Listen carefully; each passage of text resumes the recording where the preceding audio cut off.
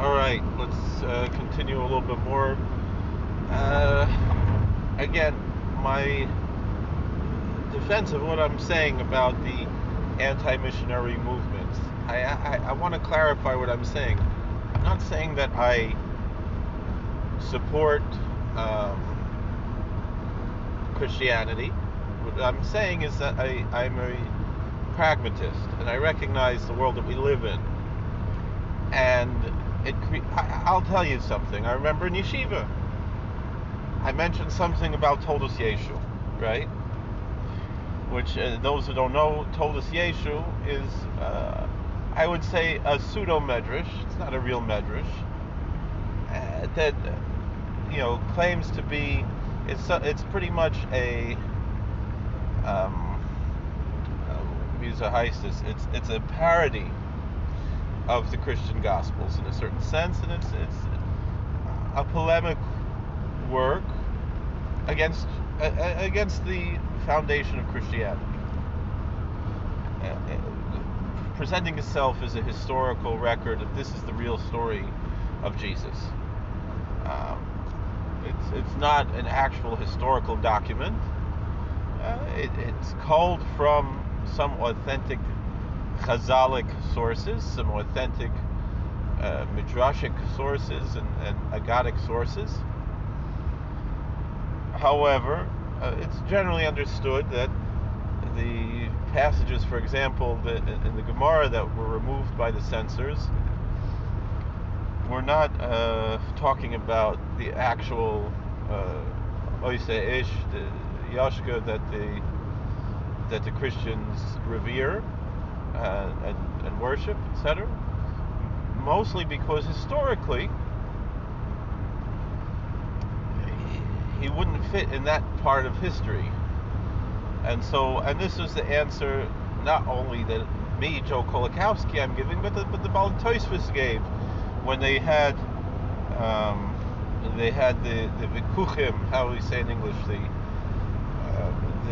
disputations with the Christian clergy, and the French wanted to burn the copies of the Gemaras, and that was before the printing press. They were very valuable manuscripts, Rachmana litzlan, and certain things were totally lost from them. And I forget which one of the Balei Tosfos, I think it was Michiel Paris, who said that essentially when they asked him what, this passage in Sanhedrin that talks about Yeshu, who is this Yeshu? This is blasphemy against Jesus. And his answer was, not everybody named Louis is the king of France, and not everyone named Yeshu is the Christian Jesus. And this story obviously is not the Christian Jesus, because he was a Talmud of Rabbi Yeshua ben Prachia, and so that puts him 100 years before the time when the Christians claim that their Jesus lived. Is it possible that their Jesus is a fictional character, perhaps loosely based on this Yeshu who is a Talmud of Rabbi Yeshua ben Prachia? That's possible, maybe even likely. But as far as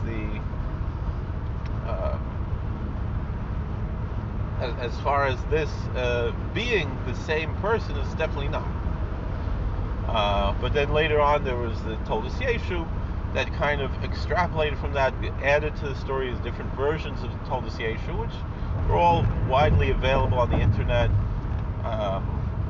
including in English. And I remember reading these as a teenager on the internet in the old days when the internet was still the dial-up, and it's probably still there, and other versions also there. And I remember finding at that time Hebrew versions and so forth. And I spoke to one of my rebbeim in yeshiva about this, and he said, never ever mention this to a Christian, because you're going to hurt their feelings. Because we're expected to be gentlemen. We're expected to be respectful. We're expected to have derech eretz. And so this is what I was taught in yeshiva. I remember Rabbi Dax was the one who told us that. Don't mention anything, Toldos Yeshu, anything ever to a Christian.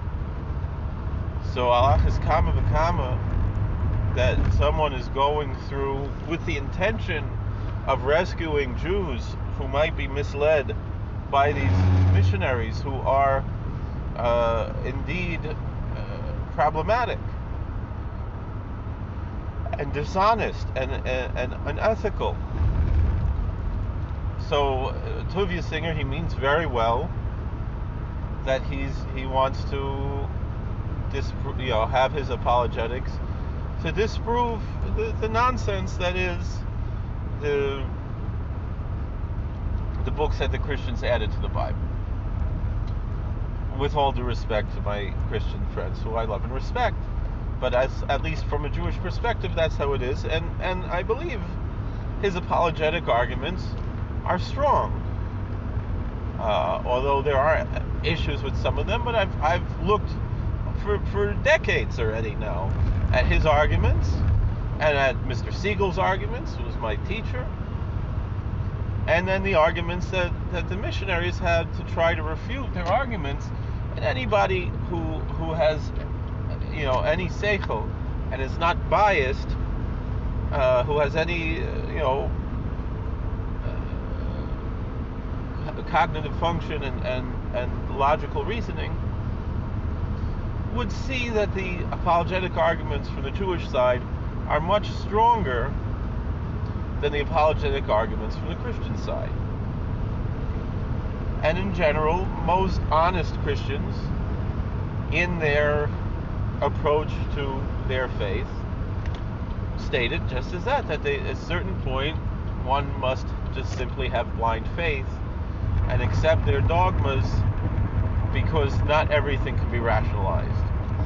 And while that's true even in Judaism, for the most part, the apologetic arguments of Judaism are much, much stronger, logically and rationally, than any other religion. That's not the reason, though, that we keep our religion, and that's I think what I want to get back to. And that's what I mean, that this anti-missionary push is very empty, because especially the popular approaches to it. Because first of all, what comes out of it? You show a Christian that his religion is illogical. So there's two things that can happen. One, you're just going to hurt the feelings. You're going to increase anti-Semitism, or they're going to want to become Jewish. And then you tell them, oh, you don't have to be Jewish. It's enough that you keep Sheva Mitzvahs B'nai Noach. So okay, so now it's enough you keep Sheva Mitzvahs B'nai Noach. So all my life, I was honoring my mother and my father, and now you're telling me I don't have to do that anymore. And all my life, I was a strict monogamist, and now you're telling me under the Sheva Mitzvahs B'nai Noach, I don't have to do that anymore. And many other things that meaning a Jew, because we have our Chazal and we have our Rishonim who establish things in a certain way. A Jew has to be a monogamist these days. There's no heter that's widely accepted, notwithstanding the tshuva of Yaakov Emden, for polygamy or for practicing pelagish or whatever it is. Some people do it. Okay, but for Lazich of Rabbi Yaakov Emden, whatever it is, you have a das yochid, for Lazich. All right, but sof kol sof, it's not accepted in our communities, and it's not right to do. But if someone's a ben Noach, go ahead, do what you want. As long as you're not taking Eishes Ish and whatever it is, that's kind of what is being taught in the world. And so you have someone who their whole life they were pious Christians, and now they're being told it's good enough to keep Sheva Mitzvahs B'nai Noach, and don't bother to convert because it's too hard, which is really a Pauline doctrine. It's really a Christian doctrine. It's the whole thesis of the book of Galatians and other writings of Paul. And And yet that's what the anti-missionaries are really feeding into a Christian ideology. And part of that is based in racism. They don't want Gerim. Baruch Hashem, there are a lot more Gerim now than there used to be over the years. But Sof Kol Sof, if someone their whole life was a Christian or Muslim, and then they come to the realization that our apologetics are stronger than theirs, and then you just tell them it's good enough to keep Sheva Mitzvahs B'nai Noach, what are you doing? Why would you do that? What are you gaining by that? Would a Muslim go and tell someone it's good enough to be a dhimmi? I mean, seriously. So better just leave it alone altogether. Now the thing is of course we have Mahad Yiddische Kinder with stuff here. That's the problem. We do want to save our own Jews from joining other religions, but the truth is the vast majority of the people who join these messianic cults, whatever, are not whatever you want to use the term halachically Jewish, that their mother's Jewish. A lot of them have no Jewish ancestry whatsoever, and a lot of them maybe they have patrilineal Jewish ancestry, whatever it is. And a lot of those people really want to be Jews and really don't want to be Christians. And a lot of them become good from a Gerim. That's the truth of the matter. Is that a lot of their missionary things, this and that, wind up making good Jews, but unfortunately the racists in the Jewish community and the bigots don't really see that as a gain. Even though some of our greatest tzaddikim and Talmidei Chachamim in history and Gedolim were Gerim. And even, I know over here in Scranton, there's a nice frum community, and there's a Yid Rebbe Avram Goldstein, a Ger Tzedek, and he has a lot of his Hasidim who are Gerim. So I understand that he makes big Talmidei Chachamim, meaning the regular B'nai Torah, the regular Yeshiva Shlichus B'nai Torah, they have a Shaila. They go to this ger who's a dayan. That's an normative. I can't think of a more normative Orthodox community than Scranton, Pennsylvania. In a small, small community, small town. And Baruch Hashem, the gerim there, they prove themselves to be Talmidei Chachamim, and that's how there's a godless in that. So, in the end, really, a lot of these missionary things, even though I know Tovia Singer, he claimed that there are more Jews in churches than there are in yeshiva. I don't know how true that is. Meaning if you just talk the numbers of these Messianic congregations, the vast majority of the people in these Messianic congregations are not Jewish. According to any halachic standard. Even though I know I generally say that this is what we could call a halachic Jew. If someone is an apikoros, they're not really part of Klal Yisrael. There's a third category of Yisrael Mumar. Certainly if somebody adopts Christianity, you can't count them for a minyan, you can't. But then there's another question about something else, and that I know is the controversial thing that I said that people are upset about, but it's true. So, or at least their opinion says true, meaning normative, orthodox opinions that what I've said is true, and it's a machlokes at best. So let's go weiter. And again, one of my rebbeim that I look up to very much, Rabbi Ariel Bar Tzadok, and Rabbi Bar Tzadok himself, he has the same view. Meaning when he started koshertorah.com, it was mostly anti-missionary and B'nai Noach pushing, and he came to the conclusion that it's better let the Christians stay Christians, and if you want to be a Jew, he pushes very much you should go through the Rabbanut or the RCA or something, and not an ad hoc Bezdin, and that's his opinion.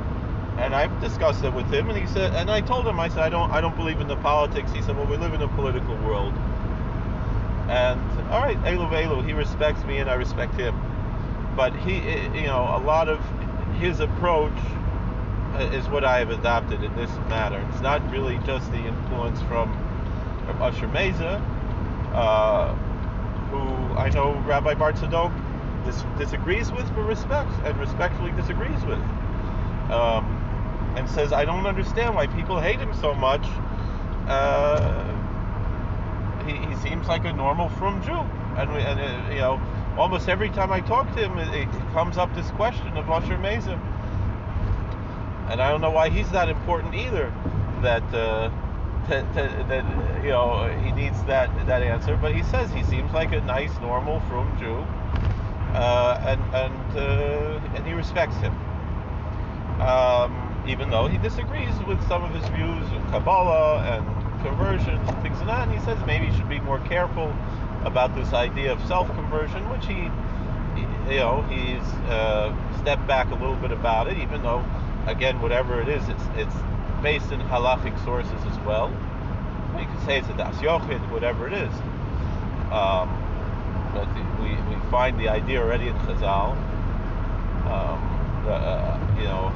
Magayer bein amim and different things. The toil bein levenatzmo, there is such a sugya.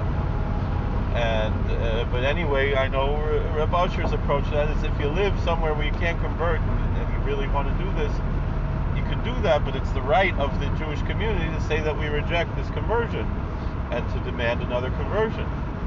So anyway, but as far as conversion is done with the Bezdin, again, I know there's different approaches, the GPS protocols and so forth. There's a speed trap ahead. Oh, better slow down. There's a speed trap ahead. So let's go weiter in the video, and we can talk a little more. Hot-blooded anti-missionary, and I realized that how empty a lot of this anti-missionary work is in the Jewish world. Again, how do we? Again, I said a lot of it. I don't mean all of it.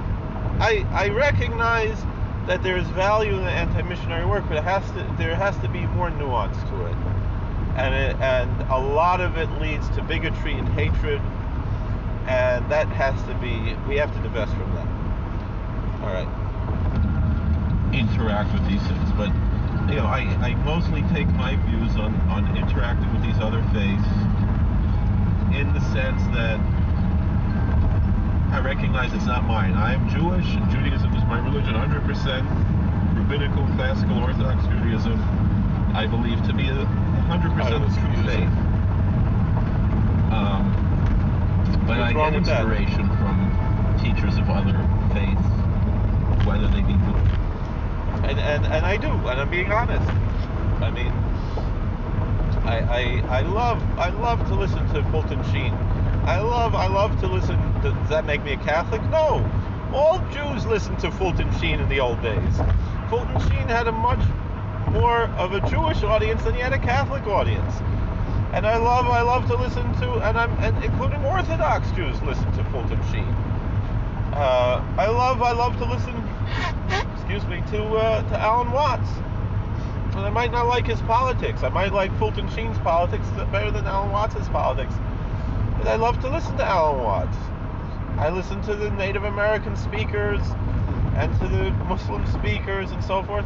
First of all, that's part of my work. That's what I do for a living. But there's nothing wrong as long as you recognize that it's not yours. This is the story, again, to mention Rabbi Bar Tzadok. He tells a story about a vision, Aliyas Neshama, that he made.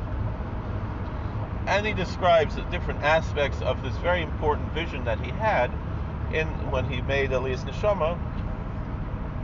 And he said that at one point, one of the Hindu deities came and invited him to dance with her, him, it, whatever. And he respectfully said, I respect you, but I cannot dance with you. And so it's the same thing. We can absolutely lahavin lahayrais. It says in Chazal that there's a reason there's a Maseches Avodah Zarah, and it's mashet tashav lapikoris. You have to know what to answer. But with all of that, sometimes they take things that maybe were sourced in Judaism, maybe not. But the Chazal say, "Yesh chachma ba'amim tamin." If someone tells you that there is wisdom among the nations, you believe it. Yesh Torah ba'amim al tamin. But if someone says that there is Torah among the nations, do not believe it. And so that's if we say chachma ba'amim, again, I'm not going to accept Fulton Sheen's religious pronunciations. I'm not going to accept Alan Watts' religious pronunciation. So Alan Watts, I don't think was actually, I don't know what his actual religion was. He was more of a scholar, but an inspirational scholar. Or even a Yiddish kind, Ram Dass, right? He doesn't really have as much toichen as Alan Watts. He's more of like a big smile and a shtick ahava, and that was Alan Watts. I mean, that was Ram Dass, a Yiddish kind. You can listen to Ram Dass as long as you don't become a Hindu or a Buddhist or whatever he was. And if you believe there's wisdom coming out of that, because yesh chachma ba'amim tamin. That's from Chazal. Again, this isn't Joe Kolakowski saying this. This is Chazal. This is our sages in the Talmud. There's wisdom among the nations. And so,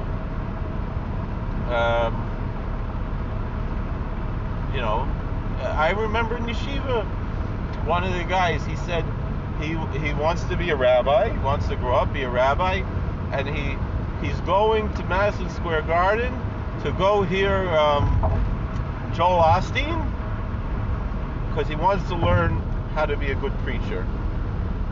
Doesn't mean he's becoming a Christian. He understands that you can learn from Joel Osteen a way to speak, a way to present, and that there's a tachlis in that. This is my upbringing, I'm saying, and again, and I was a little bit uncomfortable when he told me that. This younger man, he's a rabbi. I believe he lives in Muncie now, and maybe we're gonna stay in the right lane then, but that's the story. So again, it doesn't mean that you're accepting that other religion. It means that you can respect the other religions and draw wisdom from them, as long as you're not drawing religious fervor or religious guidance. Let's go weiter. Buddhist or Christian or Muslim, and learn parables from them, as my Rebbeim do too. I know, and it's true. One of my Rebbeim, he said he doesn't drive himself, and he would have sometimes non-Jewish drivers, and one of the drivers was a very devout evangelical Christian, and he said, he liked to listen to the gospel preachers, African American driver, and then he said, there's one joke that he tells all the time, which is kind of, in a way, picking on the Catholics, and in a light-hearted, pretty respectful way, but still picking on, and a little jab. And he said, where did he hear that from? He heard it on a Christian radio show. It was a Protestant evangelical Christian. The joke was, the way the rabbi always tells it, is that he said he gets a call from his friend, who's a Monsignor, whatever it is, and he invites him to come. He said, you must see this monastery, how beautiful the lawn is. You have to see it. And he said, indeed, it was true. It looked like every blade of grass was individually cut with a scissor. It was perfectly, immaculately, lawn and landscape and everything. And then there's a big sign and it says no trespassing. Violators will be prosecuted to the fullest extent of the law. Signed, Sisters of Mercy. And that's the joke that my rabbi always tells. And he told me, he said he got that from listening to a Christian radio show. So I'm sorry to be giving away some of the trade secrets here, but this is what I'm talking about. I'm not talking about going to a Sunday Mass or something, or to Juma on Friday and praying with them. I mean, I sit in my office during Friday Juma, but I like the smells. I like sometimes to listen to the. There's a speed trap ahead. There's no speed trap. There's traffic. Let's stop this video here because it's already 25 minutes. It's too long. We'll make another video. Thank you for watching. God bless. Please like, share, and subscribe. Comment.